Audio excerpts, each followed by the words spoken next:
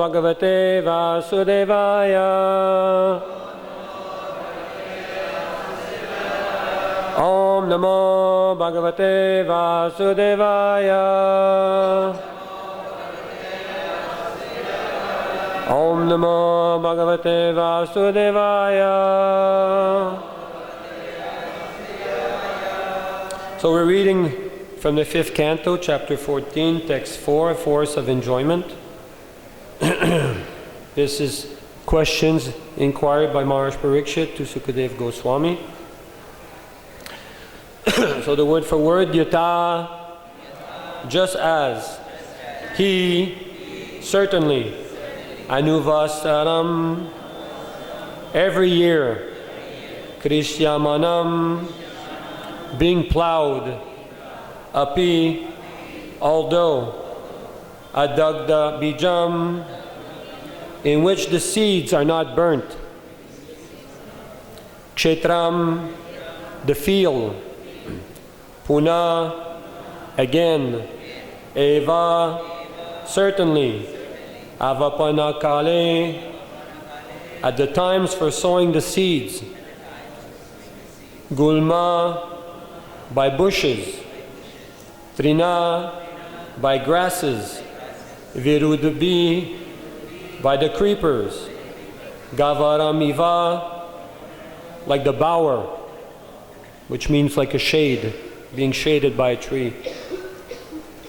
Bhavati, becomes, evam, thus, eva, certainly, griha ashrama, family life, karma kshetram, the field of activities, yasmin, in which, na, not, he, certainly, karmani utsadanti, fruitive activities disappear, yat, therefore, ayam, this, kamakaranda, the storehouse of fruitive desire, esha, this, avasata, abode. Translation: every year the plowman plows over his grain field, completely uprooting all weeds. Nonetheless, the seeds lie there, and not being completely burnt, again come up with the plants sown in the field. Even after being plowed under, the weeds come up densely. Similarly, the Grihastha ashram, family life, is a field of fruitive activity. Unless the desire to enjoy family life is completely burnt out, it grows up again and again. Even though camphor may be removed from a pot, the pot nonetheless retains the aroma of camphor. As long as the seeds of desire are not destroyed, fruitive activities are not destroyed. So please repeat. Every year the plowman plows over his grain field, completely uprooting all weeds. Nonetheless, the seeds lie there, and not being completely burnt, again come up with the plants sown in the field. Even after being plowed under, the weeds come up densely. Similarly, the Grihastha ashram, family life, is a field of fruitive activity. Unless the desire to enjoy family life is completely burnt out, it grows up again and again. Even though camphor may be removed from a pot, the pot nonetheless retains the aroma of camphor. As long as the seeds of desire are not destroyed, fruitive activities are not destroyed. Purport by Srila Prabhupada. Unless one's desire are completely transferred to the service of the Supreme Personality of Godhead, the desire for family life continues, even after one has taken sannyas. Sometimes in our society, ISKCON, a person out of sentiment may take sannyas, but because his desires are not burnt completely, he again takes to family life, even at the risk of losing his prestige and disgracing his good name. These strong desires can be burnt out completely when one is fully engaged in the service of the Lord in devotional service.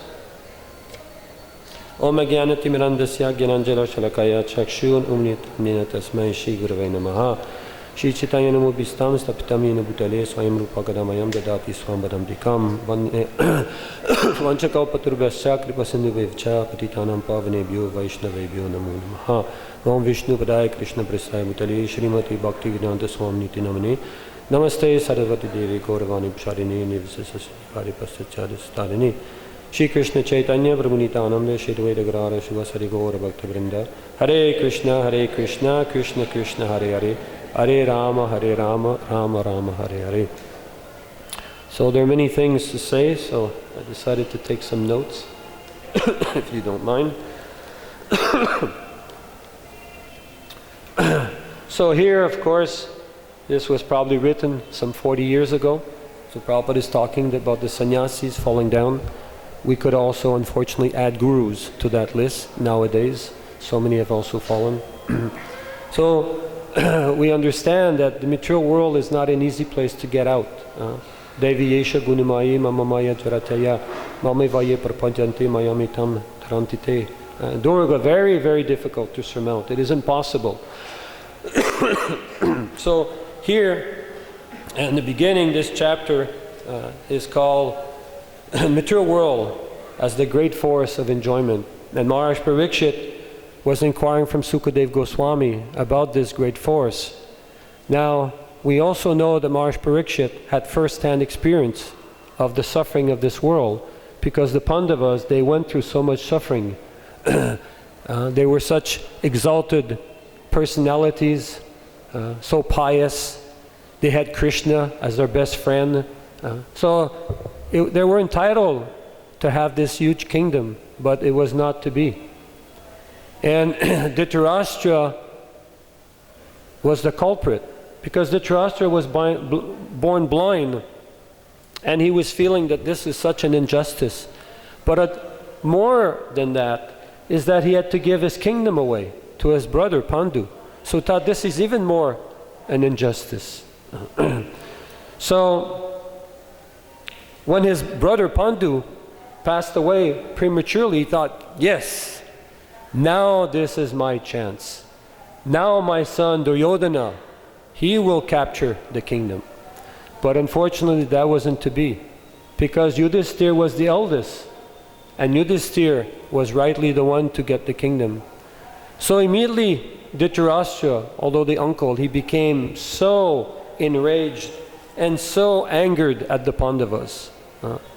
And that bitterness grew and grew and was fanned by Sakuni. And poor Duryodhana, he kept drinking that poison day in and day out. And the whole thing became like a volcano, and it erupted on the battle of Kurukshetra. And poor Dhritarashtra, all his dreams were wiped. His 100 sons were killed. Even his dearest son, Dhritarashtra, was wiped out. So after the whole thing, his 100 sons were killed. Bhishma, Dronacharya, Sakuni, all of them were all wiped out. Dhritarashtra went back, although he had never left, but he stayed there, and he was being fed by his arch enemies, the Pandavas, Yudhisthira and others. They were being so kind to him. And in his mind he was thinking, oh, this kingdom is still mine. I'm still the heir, and these are my children taking care of me. It's simply natural. So Vidura, of course, he had left. He had went on pilgrimage, being insulted by Duryodhana. So when he came back and he saw the situation, he felt so sorry. Such a pitiful sight to see his brother Dhritarashtra. So he started preaching to him that you're just like a dog, being fed crumbs at the hands of the Pandavas. Now you're old, you've been blind your whole life, materially and spiritually. But now you're becoming feeble. Everything is falling apart. Don't stay here and rot. Have a little pride. Leave this place. Let us all go. So finally he convinced Dhritarashtra to leave and go. But this is the nature of the material world. We're all so attached. There's the story of Indra, how Indra became cursed to become a pig. We see the pigs in Vrindavan. And Brahma felt so much compassion, came to preach to him, to get him out. You're the king of heaven. What are you doing in the pig's body? But he was, in the West we say, a happy camper. He was very happy. He had his little piglets, he had his wife. Everything was so nice. So some arrangements were made that one after another they were killed. His wife was killed. Finally he was going to be killed. Then he woke up. Then he woke up. So this is the nature of the material world, and what the Bhagavatam here is describing, that there is no enjoyment. But the illusion is very, very strong. The illusion is very strong. There's a story of the person who was going to the forest to pick up so many fruits, but then the tiger ran after him. So as he was running to avoid the tiger, he fell in a well that was covered, an abandoned well that was covered by grass. And as he fell, he was trying to hold on to a branch, but that branch was too weak. So he fell, and as he was falling at the bottom of the well, some root had grown in the well, so he hung up to that. So he thought, now, I'm somewhat safe. But then he looked at the bottom of the well. There was this huge python waiting for him to fall, to be eaten. And at the top, the tiger was roaming around the well, trying to figure out how to get down there to grab him and eat his prey. And as he was situated like that, wondering what to do, all of a sudden this drop fell on his nose. And he couldn't ascertain, but then gradually could see this was honey.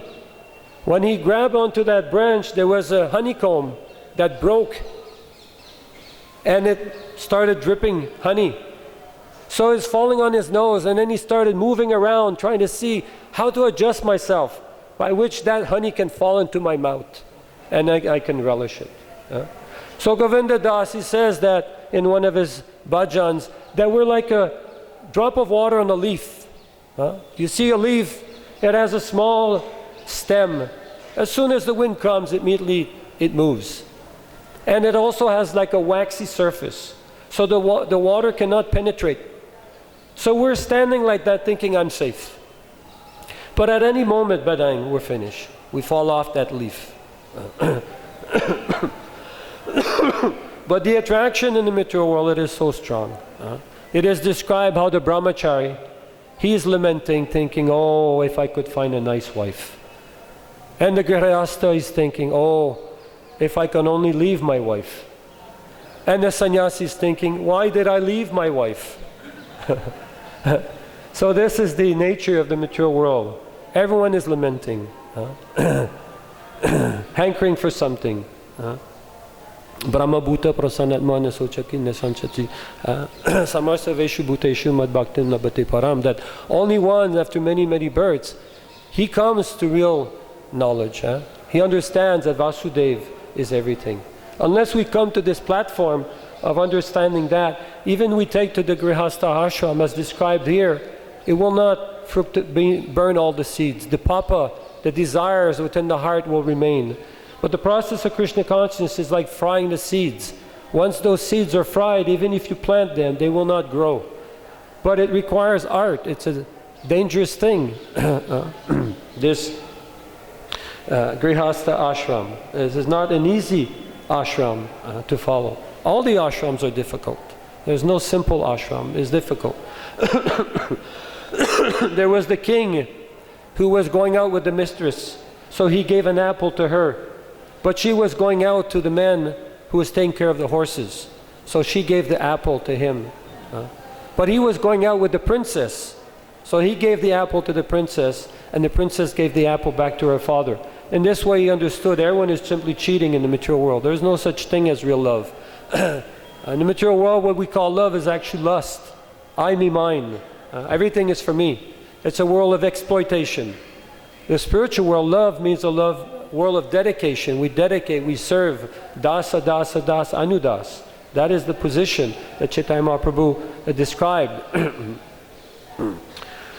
So, in the previous verse, it was describing how the wife, the children are compared to jackals, vultures, like that, wild animals that suck the vitality. Of course, that may be true, and we can get into that a bit. But we have to understand that Prabhupada said that the Maya for a man is woman, and for a woman, Maya is the man. So everyone is in Maya, in this material world. Everyone is thinking to be the enjoyer, but we are all Purusha. We're not Prakriti.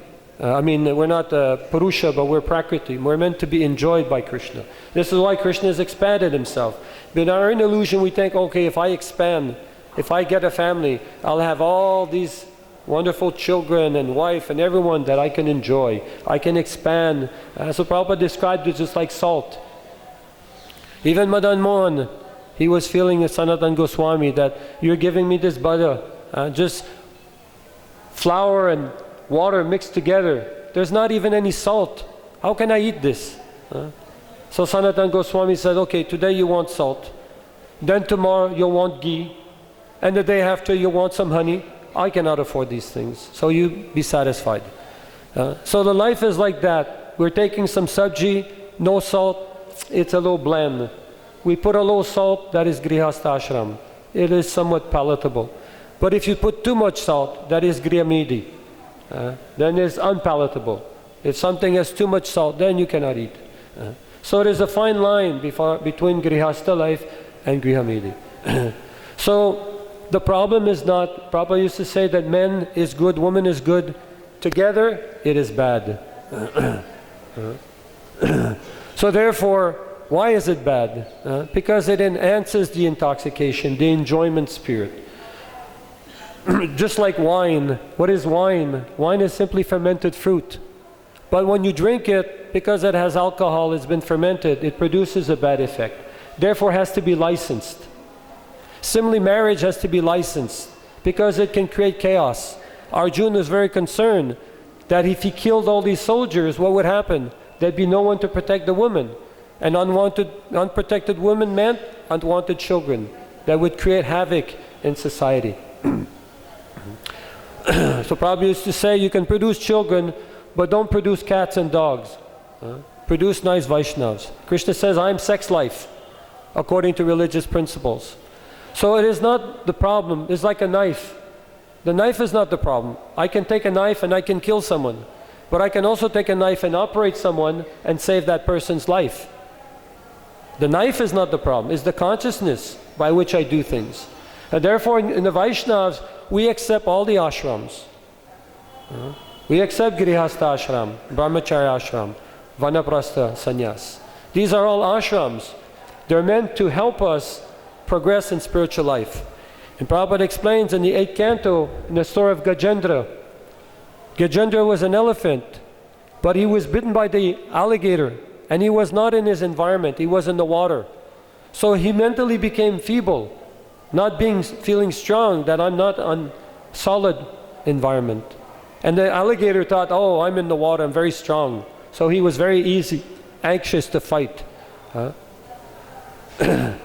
So Prabhupada in one purport, this was not long after one sannyasi had fallen from his sannyas, as Prabhupada mentions here. Prabhupada wrote a purport. He said, we have declared war on Maya. So when you declare war, you have to be prepared to fight. So you have to choose your best strategic position. What is your strongest position? Just like in the war, sometimes they'll fight on land, the army. Some will fight in the air, aviation. Some will fight on the water, the marines. Some will go underneath the water in submarines. But everyone is fighting. Everyone is fighting the war. So it's not a question of this ashram, that ashram. Bhakti Vinod was Grihastha. Bhakti Siddhanta was Naistiki Brahmachari. We don't discriminate. So, oh, Bhakti Siddhanta was very advanced. Bhakti Vinod, no. No, they were all very exalted. Very exalted. So, at the same time, there was one point when Prabhupada did express some concerns that so many women were coming to the movement, and they were taking brahmacharis, the good brahmacharis, and he said, these women are very clever. They know where to find good husbands. So he was concerned because when you do get married, it is a distraction from preaching, from serving, because now you have to maintain Jai Jai Shishi Gonita, Shish Krishna Balaram, Shishi Radha Shama Sundar. You have to maintain. When Srila Prabhupada first went for his job application at Dr. Bosch's pharmaceutical company, the first question they asked him wasn't, what is your qualification? What is your diploma? What experience do you have? No. They asked him, are you a married person? They wanted to know. Why? Because a married person, he's stable. He cannot go anywhere. He has responsibility. Sannyasi, brahmachari, they can walk out, leave. But Grihastha cannot. So that was their concern, that will he be a responsible person? So Prabhupada called this society the International Society for Krishna Consciousness. And unlike the Gaudiya Math, he accepted so many women. He said, what could I do? They came to me. I had to give them shelter. So society means women. Otherwise, it's a monastic life. When you have society, you have women, then you have children, then you need schools, then you need houses, you need work. Everything develops from that. So Prabhupada formed a society where the men and women could come and serve Krishna. And the reason is that all the ashrams are purifying. So it can be compared just like a fire. Sometimes we compare samsara davana nalila loka, that is like a blazing fire, and the spiritual master comes with the clouds and he ignites, he extinguishes that fire with the clouds. As Krishna says in the Gita, with the sword of knowledge fight. So sometimes if there's a house fire here, of course in India you don't have that, everyone's made of cement, but in the West things are made of wood, so sometimes the house is on fire, so the fire brigade, they come, the firemen come, and they extinguish the fire. So this is like brahmacharya life. You have a low attraction, but through sadhana you can remain fixed and not get distracted. But when there's a bigger fire, forest fire, 1,000 acres is burning, then what do? You cannot just put some low water on it. The fire is so intense, immediately it evaporates the water. So how to extinguish that fire? So you have a fire, let's say it started in the north and it's coming down south. So it cannot go back because all the forest is burnt. So it has to continue going south. So what the fire brigade do is they light another fire at the south end and they direct it going north. So one fire is coming south, one south's coming north, and they meet together and they get extinguished. Because nothing is left to burn. If there is no material, combustible material, then the fire extinguishes. So this is Grihastha life. Man is lusty, woman's lusty, they get together, you have two fires, oh, big problem now. The whole thing. But because there's direction from the Guru, it's an ashram, it's not wildfire, it's directed. There's principles to be followed. Sadhana bhakti is to be applied. Then it is regulated control fire. Then they gradually meet and that fire extinguishes, and when it extinguishes it becomes vanaprastha.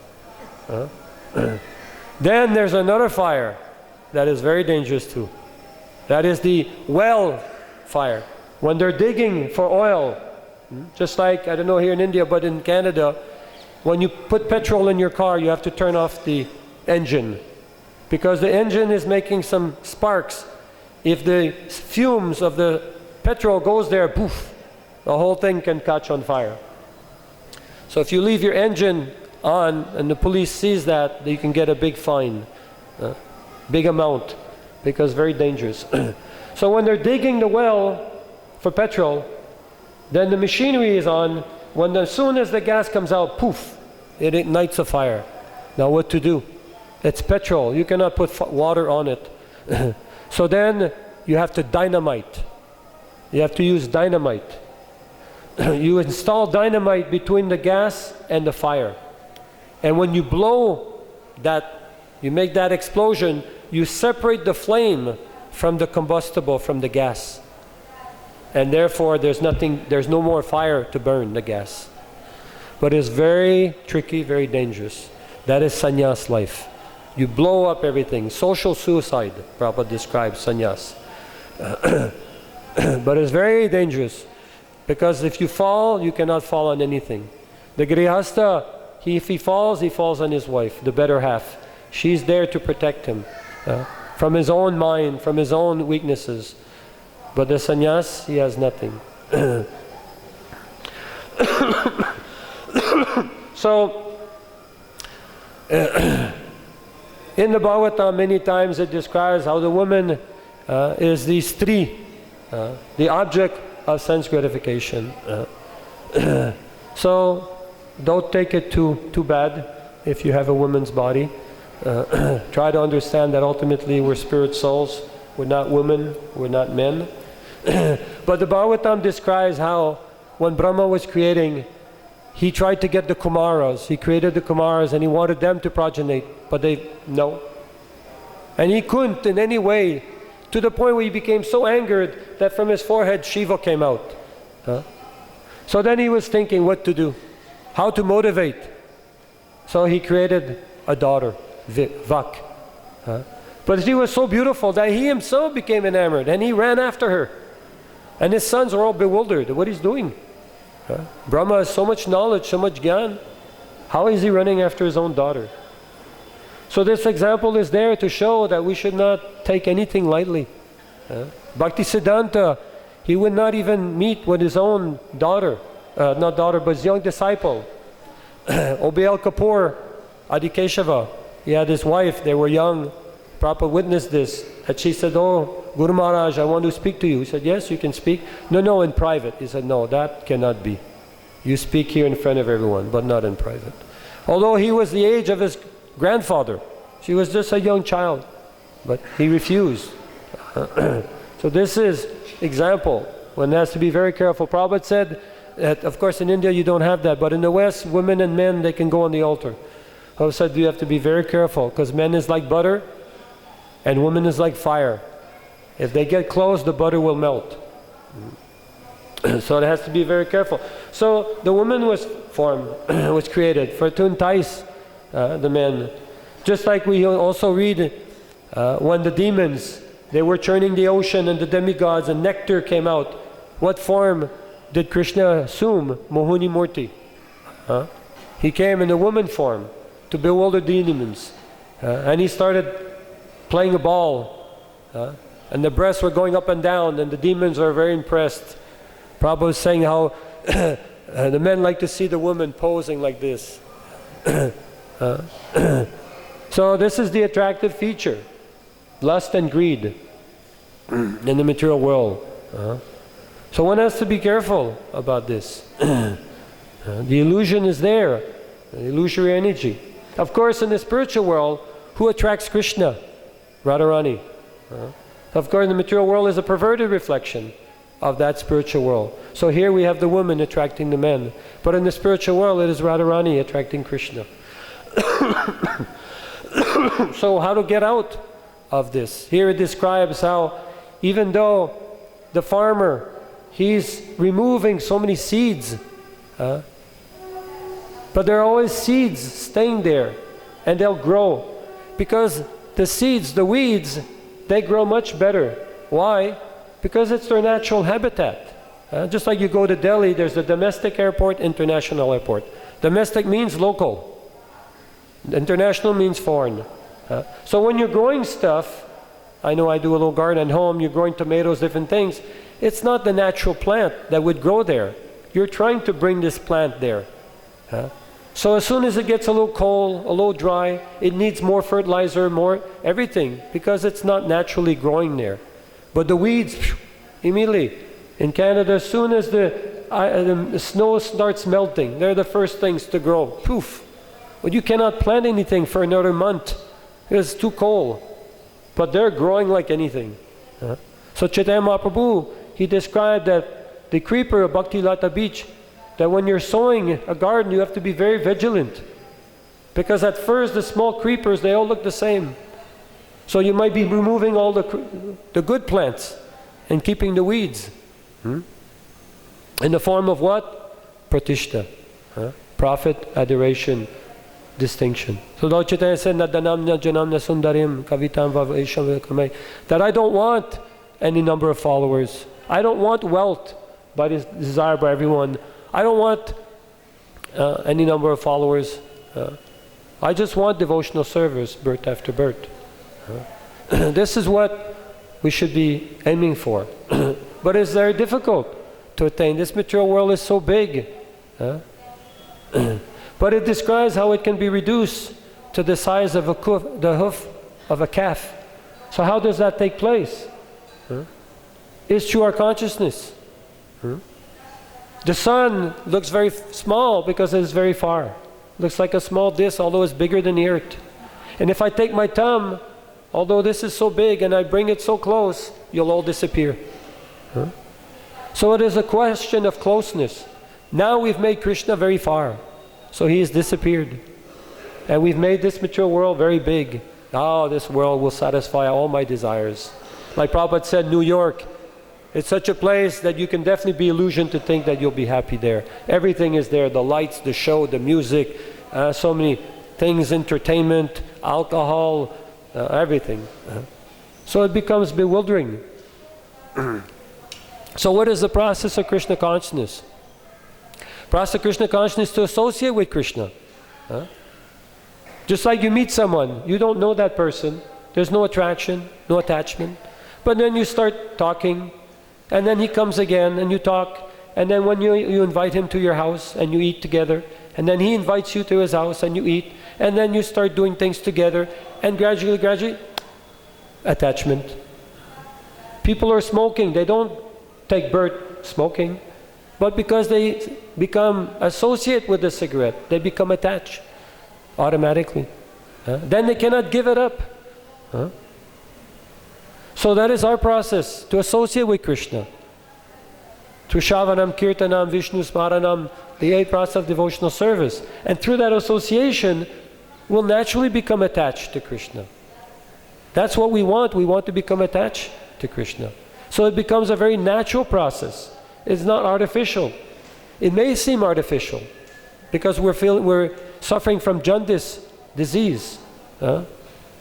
Problem is there, just like jaundice, when you take sugar, it tastes bitter because you have liver problem. But the more you take, then it will cure that jaundice disease, and then the sugar will taste. So this material world for us seems very natural, and the spiritual world appears very foreign.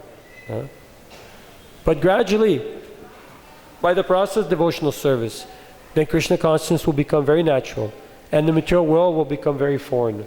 We won't have any attraction for the material world. But we have become very careful that we don't get captured. Just like the hunters, how do they capture the monkey? They tie one lota with a small hole and put some nuts. So the monkey slides his hand, grabs the nuts, but then he cannot pull out, because now his hands become big. If he lets go of the nut, he can slide, but now he's attached. I want them. The hunter comes and captures him. The fish, he sees the worm, because he cannot control his tongue. Then poof, he bites the worm and he gets hooked, captured. The male elephant, how did they capture him? They dig a hole, they put a she-elephant on the other side, he comes running, falls in the hole, gets captured. The deer, play nice flute, he becomes stunned, gets captured. The insects, they see the light. Here in India you don't have, in the West they're very demoniac. They have these zappers, it's like a neon light, and then there's a cage that's electrified, so when the fly comes in, zip, it gets killed instantly. But because it's attracted to the light, immediately it gets zapped. So in this way, all these different animals, they get captured. And we're the biggest animal. We have all our senses so powerful. But Krishna has blessed us with buddhi, with some intelligence. So Krishna says that with the higher self, you control the lower self. So we have to be intelligent. We are the architect of our destiny. We can decide what to do. It is not a question of genes, like the scientists say. It's all rubbish. It's a question of desire. We have come to this material world because of desire, not because of genes. And we can get out of this material world by desires. That is up to us.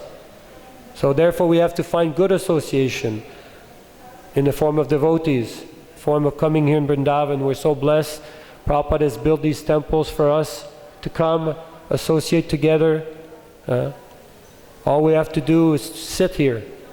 We have nothing to do. Devotees have worked hard to build these temples on our behalf. Thousands of people are coming, getting the darshan, getting prasadam, hearing the holy name, getting so blessed. So we just have to have the open attitude. Unfortunately in the West there's so much prejudice. They cannot appreciate the beauty of Krishna. How you cannot appreciate Krishna? You just say Krishna and it brings a smile on your lips. It's such a beautiful name. Can you imagine anything so sweet? Madhuram Madhuram. It is the sweetest of the sweet, the most auspicious of all auspiciousness.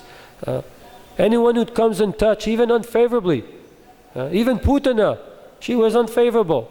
Put some poison to kill Krishna. Krishna was so kind, he blessed her to become like his mother. So anyone who comes in touch with Krishna, he becomes so blessed. We don't realize how fortunate we are. It hasn't really dawned on us. Because if we realized it, our hairs would stand up on him. Our sikas would go up. We'd be so much in ecstasy, realizing how fortunate we are. But that will come eventually. Just like a drop of water hits the big stone, bang, bang. But eventually it will wear through that stone, although it's just water. Or sometimes we've all seen how the weeds, soft weed, you can just cut it, but it's gone through cement or asphalt. You wonder how, mystic power, how has it gone through? You cannot put your finger, even if you take a stick, you cannot go through that asphalt. But this soft weed has gone through it. So if we make our hearts become very soft, then we can overcome this material energy. If we make our hearts hard like a rock, then the beauty of Krishna consciousness will not penetrate. But if we make our hearts very soft, this is a Vaishnava. Vaishnava's heart is very soft. He's paradukha dukhi. He's very kind to everyone. He's very sensitive. Just like Prabhupada in Mayapur, when he saw the children fighting the dogs for the food that we were throwing over the wall, tears came into his eyes. He didn't say, oh, bodily conception. He could have. He's not on the bodily platform. He could have said, oh, it's just bodily platform, material attachment. But he didn't say that. He said, no, no one, 50 miles radius, no one should be hungry in Mayapur. You immediately organize that everyone should be fed. He had tears in his eyes. This is the compassion of the pure devotee. Prabhupada used to say, Vedic culture is what? Do good to others. Not be selfish, but you do good to others. Try to help someone. So, of course, some of you are residents, many of us are not. We're going to be going back to our countries. So we have to keep that in mind, that somehow, even though these materialists are hard like rocks, we have to somehow penetrate Krishna consciousness in their hearts for their own good. For their own good. They don't know that we're trying to bless them. They may not appreciate. We may not have appreciated in the beginning when we met devotees. But now we can see the true value of it. So, one time when Prabhupada came to Philadelphia, they asked the question to Srila Prabhupada about that sometimes the materialists, the karmis, they find us very aggressive because they're going to about their business and we're stopping them and imposing ourselves and giving them a book. And they say, why are you pushing your thing on us? But we're supposed to be Trinadapi, Sunichena. We're supposed to be so humble, but we're so aggressive. How is that? So Prabhupada said, we are very humble at the order of Chaitanya Mahaprabhu. He has ordered us to spread Krishna consciousness. Therefore, on this order, we're surrendering, bowing down to that instruction. And therefore, they may appreciate or not appreciate. They may see us as aggressive or not, but what can you do? Just like when there's epidemic, the doctors come and they force vaccination. People may want, may not want, but they force, because they know this has to be done. Otherwise, everyone will get disease. So we have to be like that. We have to impose ourselves, not be weak. We have nothing to lose. Krishna is saying that we should preach, so we have nothing to lose. We should be bold and preach Krishna consciousness, not compromise. Prabhupada said, I never compromised. When Dr. Mishra told Prabhupada, oh, here in the West, these methods will not work. People are used to eating with forks and spoons. Prabhupada said, I didn't come here to learn the Western culture. I came here to give. And then why he said that I didn't cheat you. You take the Krishna consciousness, that will be very nice. If you don't, I've done my business. I have given it to you. Now you take or you don't take. That I cannot, that is not under my control. So we have to have that detachment that we're giving, and Krishna is in the heart, ultimately. So if the person is praying, Krishna, O Lord, please save me from this material existence, then Krishna will send a devotee, and then he will be open to hearing about Krishna. But even if he's not open, still we have to give him something. Like Prabhupada here in Vrindavan, whenever someone would come, he would always make sure to take prasadam. He would always make sure the person would take prasadam. This is also a secret of Chaitanya Mahaprabhu. Prasadam. Give some prasadam. He's guaranteed human form of life. Wipes out all his sinful reactions. Clean slate. So then he can start fresh. If you're in the bank and you're in the red, then you have to go back to zero. So you have to work to get to that level, and then you can start adding. So most people are in the red. They're not pious. So if they take prasadam, at least they clean slate. Then they can be open for Krishna consciousness. So let's see. Anything else?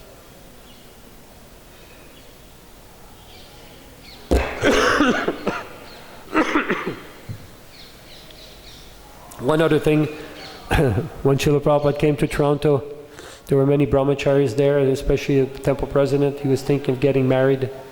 So devotees were thinking, okay, this is a fall down.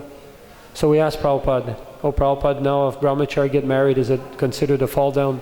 Prabhupada said, where's the question of falling down when you're at the bottom of the well?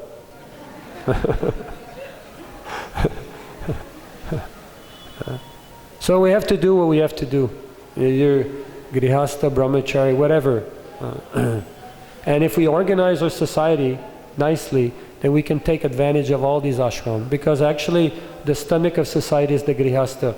In Vaishnava society, in Vedic society, only one group of people work, the grihastha. Vaishya, grihastha. They're the only ones who support the whole society. The kings don't work, they get taxed. The Sudras, they don't work. They're maintained. The Brahmins don't work. They're maintained. The Kshatriyas, they levy taxes like that. So the only one who really works, the brahmacharis, they don't work, is the grihastha. So we have grihasthas. We have to encourage them. They have a license to make money, so make money. Don't be afraid to make money. We need money in this society. Everyone is always coming, begging money. But don't become captured. Catch the big fish, but don't get wet. Go out, make some money, but don't forget that money belongs to Krishna. And that should be the impetus to making money.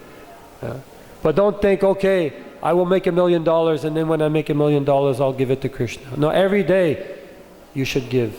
Just like every day we're eating, every day we're sleeping, every day we're showering. So every day there should be something given to Krishna.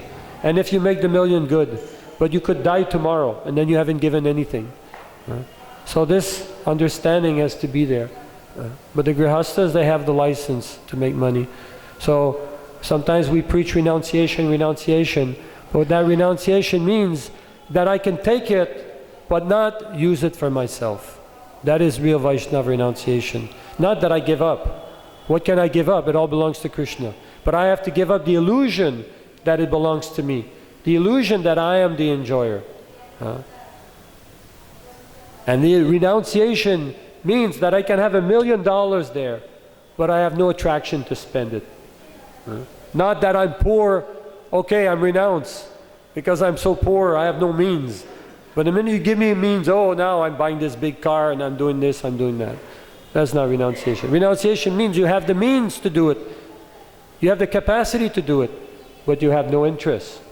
That is real renunciation. That is the stage we have to come to, where the capacity is there, but there is no interest. But not the minute there's something, then immediately I become bewildered. I leave Krishna. Now I inherited money from my parents. Now I don't need Krishna. Then I can go and enjoy again. No. There is no enjoyment in this world. That conviction at least we have to have. If we're going to take the Krishna consciousness seriously, this is what Queen Kunti is saying. As long as there's some illusion, Vaishvarya Bhav and all that, the beauty, some fame, some renown like that, then we cannot take the Krishna consciousness seriously. We have to be finished with all these things. And the way to do that, like Prabhupada said, if you like to dress yourself nicely, then you dress the deities nicely. Then that desire, that propensity will be applied to Krishna. So whatever propensity we have, then we can dovetail it for Krishna, and that way we'll become purified. So I'll stop here. I hope some of you have some questions or some comments. Yes, Maharaj? Is there a mic?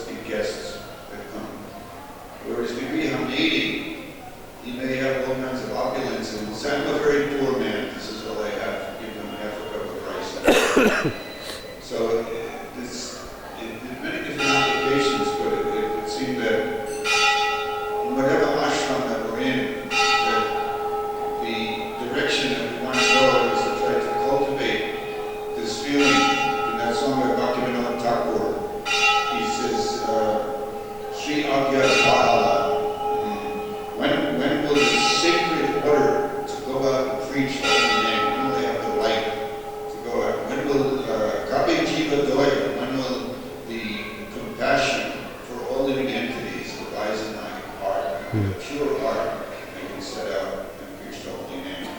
So this is for myself, it's on my wish list, although it's late in the game, but as they say, better late than never. So I'm going to try to have more determination to extend myself more. Try to contact. I was told that I'm good for preaching, I'm not even so good at that, but good for preaching internal, amongst the, like, niche devotees, But actually, we really need to, as you're helping me remember, get out there and contact the non-devotees and somehow or another try to, as you say, penetrate their heart and give them something of devotion.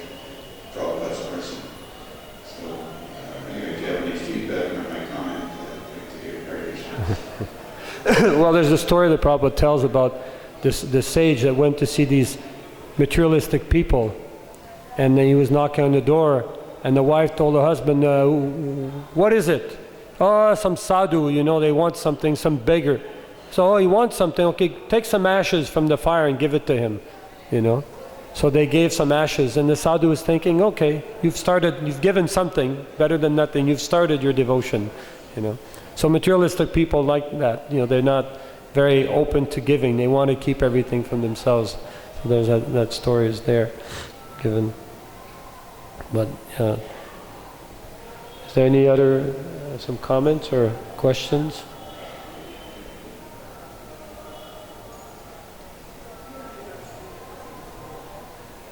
One, two, three. Thank you very much. Yes?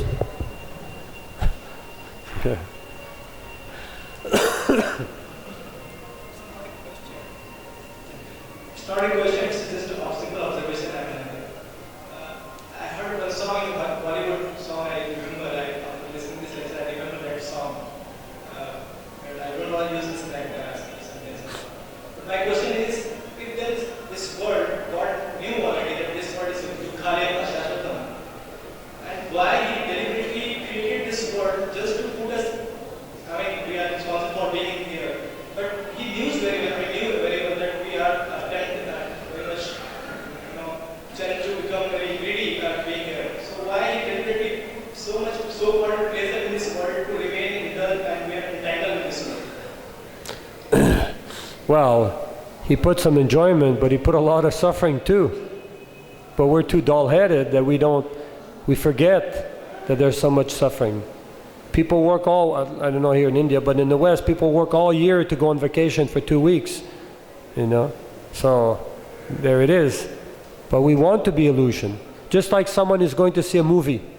So you sit next to him and you explain, okay, now this is going to happen, this is going to happen. What's he going to tell you? Please, be quiet. I want to enjoy the movie. You're telling me everything beforehand. I cannot enjoy. So we want to enjoy this world. We want to be part of the movie. We want to, So then what Krishna can do? It's like Gandhari. At the end, she cursed Krishna. That this is all your fault, Krishna. All my children were killed. I said, Ma, what could I do? I came so many times to tell you, please give a little bit of land. But no, you were very proud then. You didn't want to hear anything. So we're very proud. We don't want to hear. But one good cure for pride? Disease. When you get sick, you become very humble. At least I do. Then I become so humble. Please, everyone becomes my well-wisher. Anyone who comes in with any grandma medicine or whatever, I'm ready humbly to take it. Oh. But then as soon as I get cured, what does he know? Who does he think he is? But as soon as we become sick, then we become very, very small, very humble. So Krishna has made these things for us. Gray hair, blessing. It's blessing. I know I'm getting old. I'm not 17 anymore. When Shivaram Maharaj a couple of weeks ago in Tirupati said, Laxminath, you're getting old. So it's a fact, but it's a blessing. I know I'm getting old. I have to do something about it. I'm going to be dead pretty soon. 50 years from now, all of us will all be dead. Every one of us, more or less. When you drive on the highway, going to Delhi, you can think all these people in 50 years, they'll all be dead. Sobering. This is how we have to think. Not that, oh, I'm enjoying life and everything's fun and night. No. We have to become philosophical. Understand this Krishna consciousness. So now, I'm going to be dead in 20 years from now. If, at best, could be dead tomorrow. But more or less. So what am I going to do? Already 40 years I've been a devotee. So now I have 20 years. Going downhill. Not up, going down. So I have to become sober. This every day is reminding me of that. Now my teeth are starting to sag. Skin is starting. But the fools in the West, what they do? They dye their hair. They put buttocks, snake poison to lift up their face. All sorts of surgical, plastic surgery.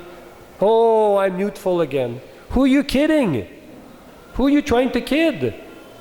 You can fool everyone, but you can't fool yourself. You can't fool Yamaraj. Yamaraj will come and get you. He knows where you're at. You're wasting all this money unnecessarily. Is it going to make you any happier? No. So it is blessing these things that Krishna is giving us. Old age, all these things. Vaishnava sees it. My Lord, you're so kind. You're reminding me that I'm dying. So I can become serious and take the Krishna consciousness soberly. Now I finished Grihastha life. Now I finished this. Okay, I've done it. Over. So if you do these things, do it properly and get it over with. If you're going to get married, get serious, do it, get it over with and move on. Don't, third wife and fifth wife and now young wife and sad to see. For whatever reason, your wife may die, this and that, so then move on. Not that you're 70 years old and you're marrying a 30-year-old girl. What is this? Ridiculous. How is she going to help you in Krishna consciousness? She's not. Find someone who can help you, someone sober. So if anyone wants to get married, my advice, you find a grihastha who's very serious. Go and live with them for a week, a month. See what it is, grihastha life. Not just some pretty face. There's some reality there. Pretty face won't do anything for you.